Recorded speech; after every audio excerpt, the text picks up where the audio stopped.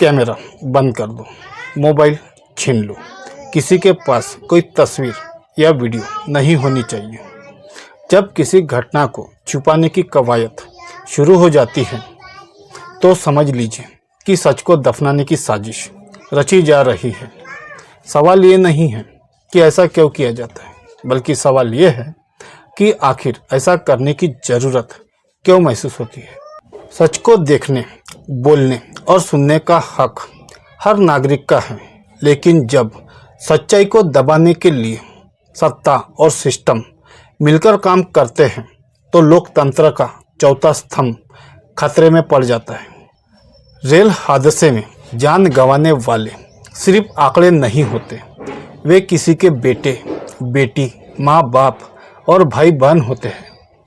कोई घर से निकला था एक नई जिंदगी की शुरुआत करने, कोई अपने परिवार से मिलने को आतुर था, कोई रोजी रोटी की तलाश में सफ़र पर था, लेकिन अचानक हुई दुर्घटना ने सब कुछ खत्म कर दिया। हादसे के बाद सत्ता के गलियारों में आंकड़े गिनने का खेल शुरू हो जाता है, लेकिन कोई ये नहीं पूछता कि उन चीखों की गूंज कब तक रहेगी। कोई ये नहीं बताता कि उन परिवारों का क्या जो अपनों को खो चुके हैं। हम किसी सरकार की बात नहीं करते, हम किसी पार्टी की निंदा नहीं करते, हम सिर्फ जिम्मेदारी की बात करते हैं। अगर एक रेल सेवा का काम जनता को सुरक्षित यात्रा देना है तो क्या उसे अपनी जिम्मेदारी नहीं निभानी चाहिए? अगर किसी अस्पताल का काम इलाज करना है तो क्या उसे मरीजों को बेहतर सुविधा नहीं देनी चाहिए? अगर किसी नेता का काम जनता की सेवा करना है तो क्या उसे लोगों की परेशानियों का समाधान नहीं करना चाहिए? लेकिन जब जिम्मेदार ही अपनी आंखों पर पट्टी बांध ले, जब वे अपने पद को बस एक कुर्सी समझने लगे, तो समाज को अंधकार में जाने से कोई नहीं रोक सकता।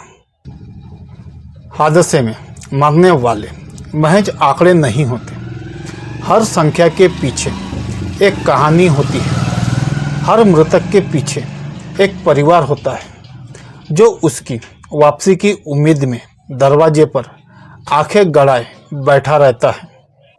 लेकिन जब अपनों के शव वापस आते हैं तो वे सिर्फ रो सकते हैं, गिड़गिड़ा सकते हैं, न्याय की भीख मांग सकते हैं। कोई पूछे तो सही कि इन हादसों का जिम्मेदार कौन है? किसी को सजा क्यों नहीं मिलती? नेता, अफसर और कर्मचारी ये सभी अपने पद की शपथ लेते हैं, लेकिन कितने हैं जो उस शपथ को निभाते हैं? कितने हैं जो अपनी आत्मा से पूछते हैं कि उनकी लापरवाही से कितने लोग बेघर हुए? कितने बच्चों के सिर से माँ बाप का साया उठ गया? कितने परिवारों की खुशियाँ छीन गई? ऐसे लोग बहुत कम हैं जो अपने जिम्मेदारी को सच्चे दिल से निभाते हैं, वरना अधिकतर लोग सिर्फ अपनी कुर्सी बचाने में लगे रहते हैं।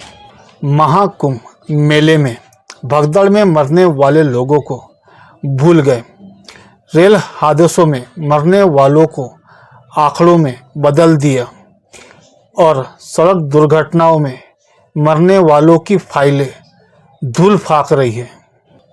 जिम्मेदारों को अब जवाब देना होगा, नहीं तो जनता एक दिन यह पूछेगी, जब हमने तुम्हें सत्ता दी थी, जब हमने तुम्हें हमारी सेवा के लिए चुना था, तब तुमने हमारी सुरक्षा का ध्यान क्यों नहीं रखा?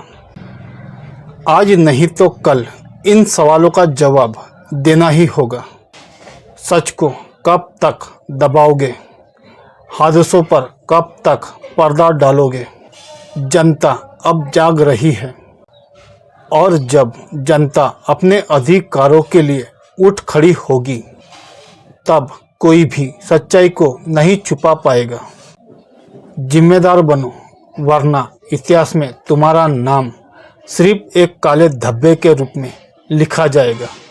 इस वीडियो में फिलहाल इतना ही। शुक्रिया।